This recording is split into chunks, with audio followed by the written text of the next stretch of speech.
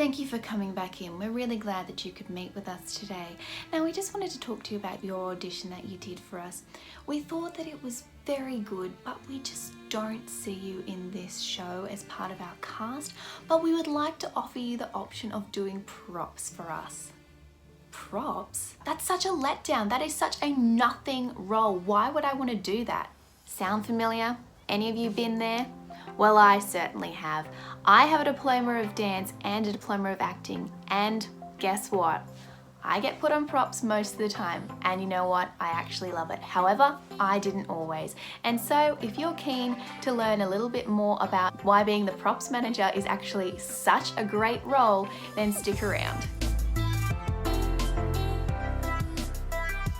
Hey you guys, and welcome back to my channel. My name is Jenny and I am That Props Girl. I'm really excited because today we are just going to be having a bit of a conversation and you can get to know me a little bit better, but also we're going to be talking about my role as a props manager, not a props designer, because I think sometimes, and I know that I've done this, if we get asked to do props, we can think, oh, we're not actually in the production, it's such a letdown. However, I am here to tell you that it is way harder than it looks, and it's also a whole bunch of fun. So if you are interested at all in learning a little bit more about what my job is, then stick around. We are so close to hitting that 100 subscriber mark, and I know it may not seem like a big deal, but as a small YouTuber, it really is. And so I want to say thank you to everyone who has subscribed and who's watched any of my videos, because it means so much to me. And on that note, be sure to hit the like and subscribe button and the bell next to the subscribe button to stay up to date with all of my future videos.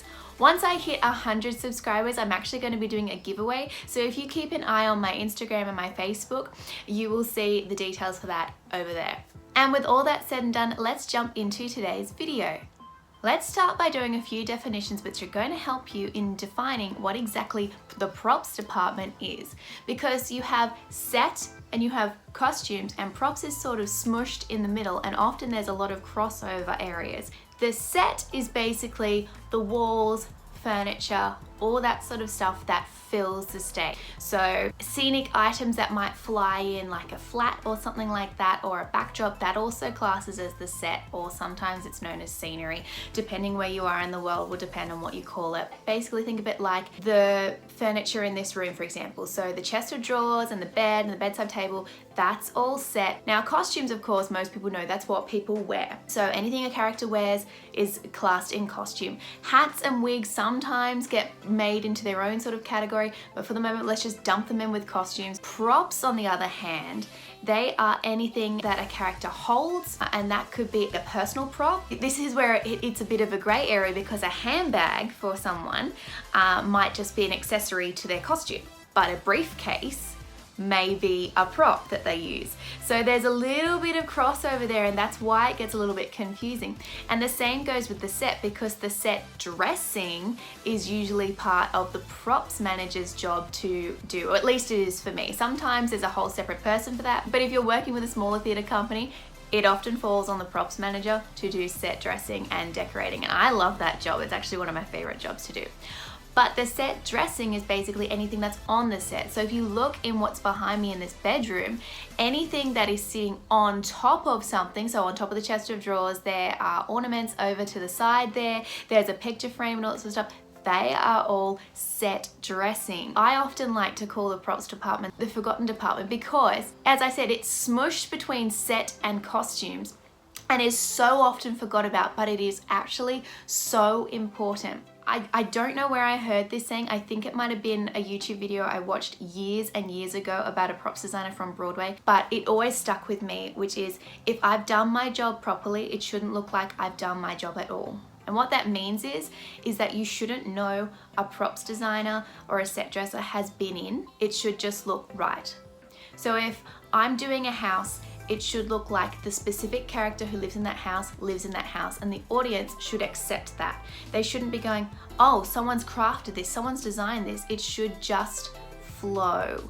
And that's why it's so easy to overlook props, because they're often not pointed out unless they're specifically needed in a scene. So of course, like Mary Poppins' umbrella is a very specific prop. But all the stuff that's in the Banks's house, for example, in Mary Poppins, that's not as prominent and not as noticeable. So in 2018, I set dressed an apartment for a production of The Drowsy Chaperone. Now, my lovely friend, the set designer, he decided he wanted the apartment to have a kitchen in it and all that sort of stuff. And so when I got to the set, it was walls and it was basically a blank canvas. And it was my job to make it look like that character lived there. I actually had to go and sit with the director and say, who is this character? What do they want? What are their life ambitions? What do you want to be in there? What needs to be in there? And to try and really get a picture of who this person is at their core so that it would be believable that they lived in this apartment.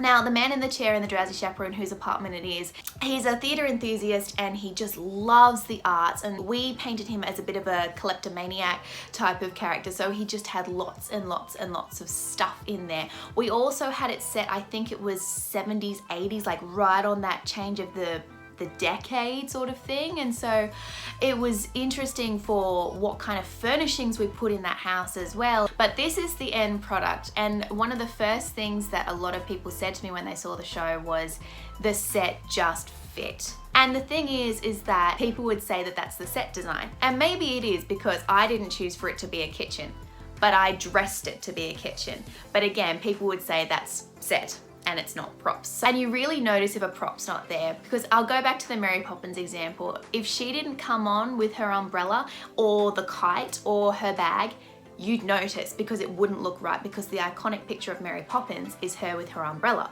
But enough on that, we've got other points we need to cover. Another thing that props managers have to be is organized. My goodness. I wasn't always the most organized person in my personal life. However, when it came to managing props for a show, that is when I had to be on the ball and organized all the time. So let's start with time management first, because if you are doing props collection for a show, which means gathering all the props before the show opens, you have to be able to manage your time, especially if you are like me and you work and this is a side hustle for you or a hobby and you just do it for the love of it. You've got to be able to manage your time, to find time to go to the shops or know where to find things. And also the director's going to have a time schedule of when he's going to want something. So you're going to have to be able to balance your time, and especially if you've got to make something, you have to be able to factor all that in to get it done before the show, because I have been really close to the wire before and it is not fun. It is so stressful. So time management is the first thing for organization that is really important. The second thing is when you're actually in the theater or the hall or wherever you're doing your show, is actually the props table or tables and labeling them.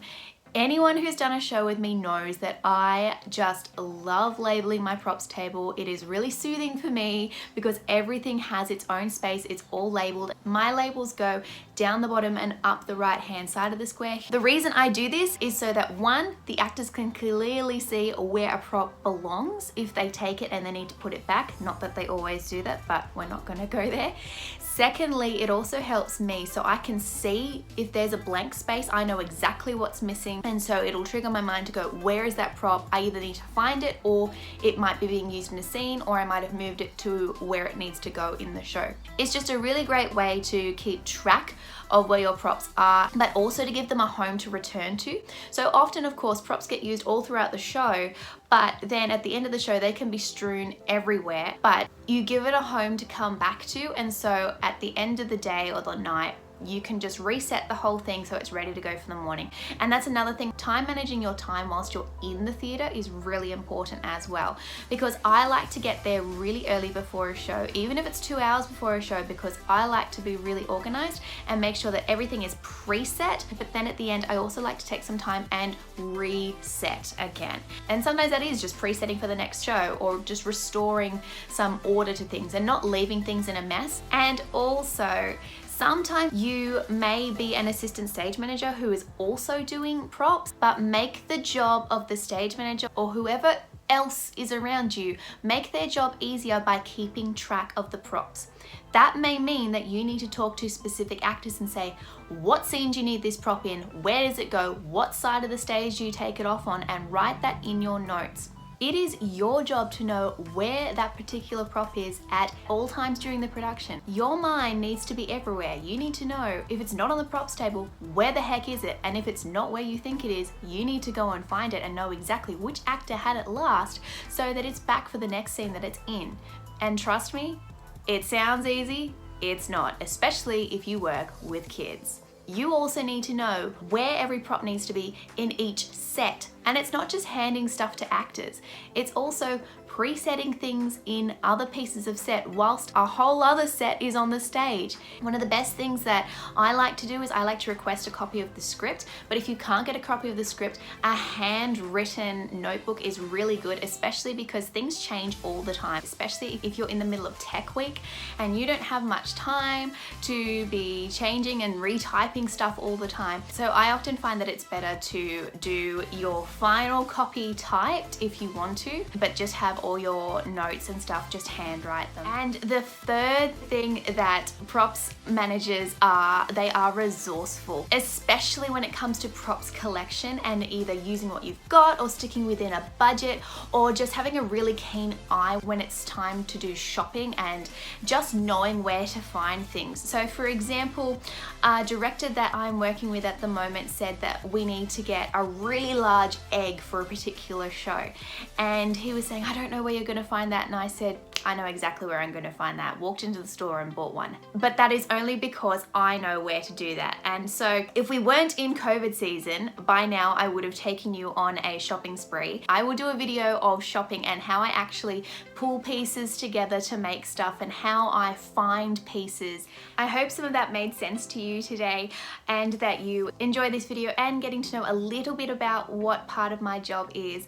I love managing props and I think it is so fun, and it is definitely more difficult than it looks, but it is so much fun. So as I said, I'm about to do a giveaway for my first 100 subscriber mark, and if you are interested in having a chance to win, then head on over to either my That Props Girl Facebook account or my That Props Girl Instagram and keep an eye over there for how to enter. Be sure to hit the like and subscribe button over here if you enjoyed the video, and I will see you next time. Bye!